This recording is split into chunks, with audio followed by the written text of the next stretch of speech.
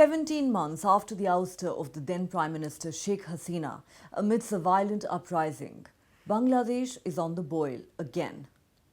The death of radical student leader Sharif Osman Hadi on Thursday in a Singapore hospital, days after he was shot by unidentified assailants, has sparked overnight protests in Bangladesh, with rampaging violent mobs attacking the Indian High Commission, media houses and the party offices of Hasina's party, the Awami League.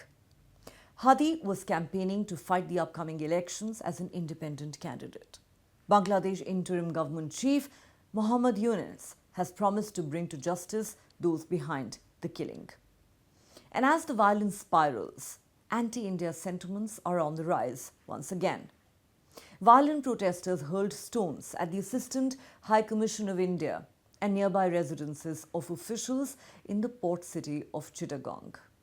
Thousands of people took to the streets after the youth leader's death, demanding his killer's arrest. Angry protesters set fire to several buildings in the capital Dhaka, including offices of two leading newspapers, with staff trapped inside. Sharif Osman Hadi, the leader of the country's 2024 pro-democracy uprising, as it was labelled, was a polarizing figure, known for his strong anti-India stance. He was shot by masked assailants while leaving a mosque in Dhaka. Hadi was airlifted to a hospital in Singapore for treatment but succumbed to his injuries. Buildings of newspapers, Daily Star and Protham Alo were targeted in the attacks that followed Hadi's death. The protesters have accused the two largest newspapers of aligning with India, where the former Prime Minister Sheikh Hasina has been staying since her ouster. আমাদের অফিসের প্রায় 30 থেকে 35 জনের মতো আমাদের সহকর্মীরা হচ্ছে সাড়ে চার ঘন্টা থেকে 5 ঘন্টার মতো ডেইলি স্টারের রুফটপে আটকা ছিল। 4:35-এ তাদের উদ্ধার করে হচ্ছে যার যার বাসায় পৌঁছে দেওয়া হয়েছে ইতিমধ্যেই। কিন্তু আমরা প্রত্যেকেই ট্রমাটাইজ সব কিছু মিলিয়ে।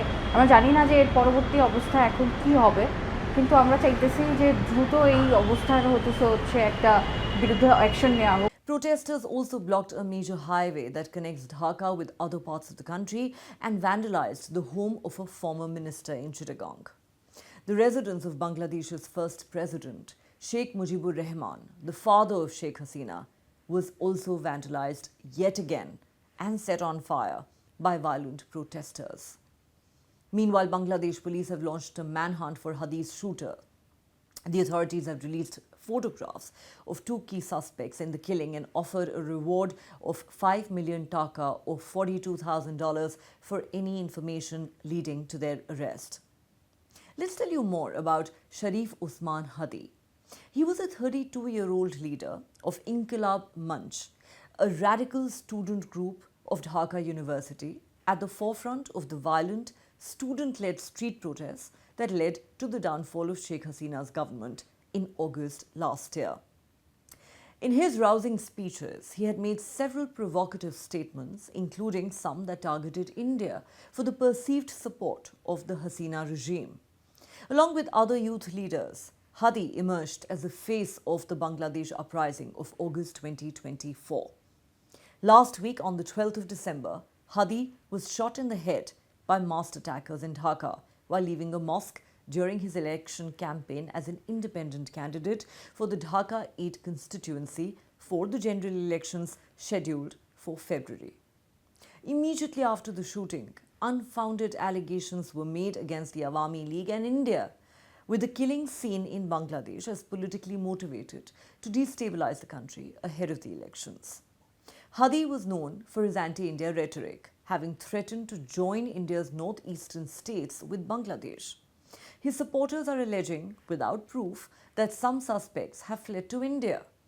Hadi's supporters are demanding their extradition. As we said, India's High Commission in Dhaka and the diplomatic mission in Chattogram were targeted.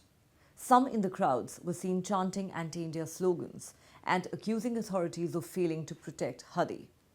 The offices of the Awami League and several cultural institutions were attacked, with student groups from Dhaka University and other institutions joining the rallies. The protesters are also demanding the resignation of the Home Affairs advisor.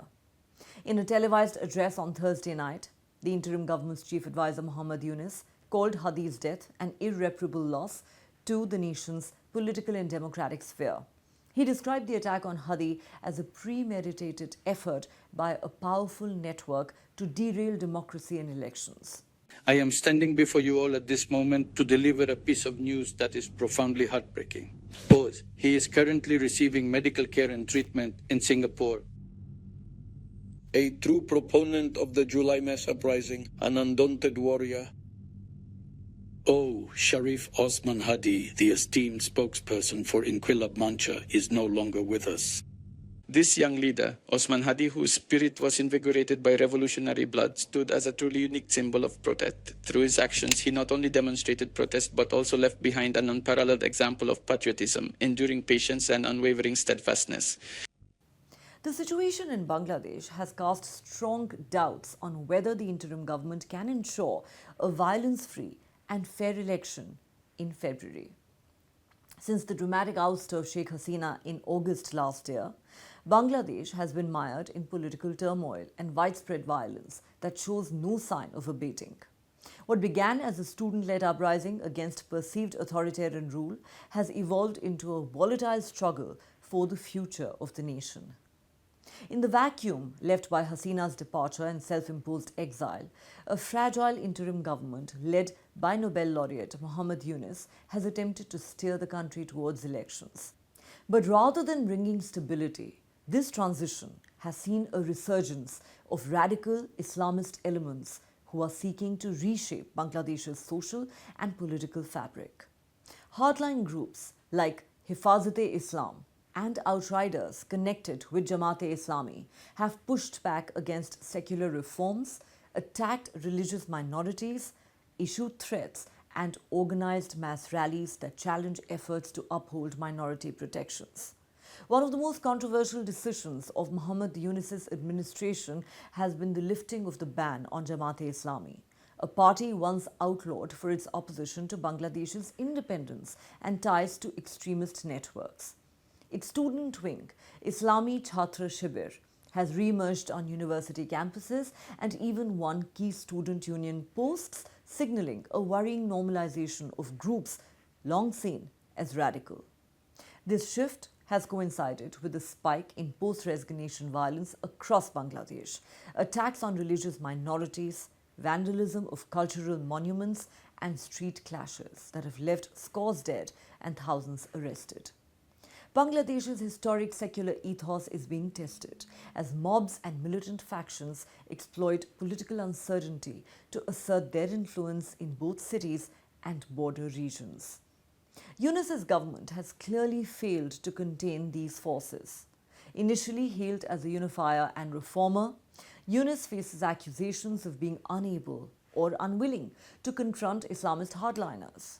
Civil society voices have questioned why the interim administration relaxed restrictions on groups once deemed threats to national cohesion, and why violence against minorities has surged on his watch.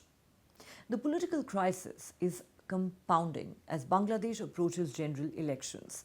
With the Awami League sidelined and banned from activity under anti-terrorism laws, while its leaders are pursued in courts, the electoral landscape is deeply fractured. The opposition parties rejected the polls outright, calling the process biased and illegitimate. Questions about electoral credibility are not only being asked at home, but international observers too have expressed deep skepticism about whether a free and fair election can take place when key political voices are excluded or suppressed and when Islamist factions with renewed vigor loom large in the public square. The legitimacy of the election is seen by many not merely as a procedural issue, but as a test of whether Bangladesh will remain a pluralist, secular democracy or tilt towards religious conservatism. Bangladesh stands at a crossroads between democratic aspirations rooted in its secular founding and the rising clamor of radical voices eager to reshape its identity. How the interim government manages these competing forces and whether the February elections can truly reflect the will of the people will determine not just the next government, but the very future of Bangladesh.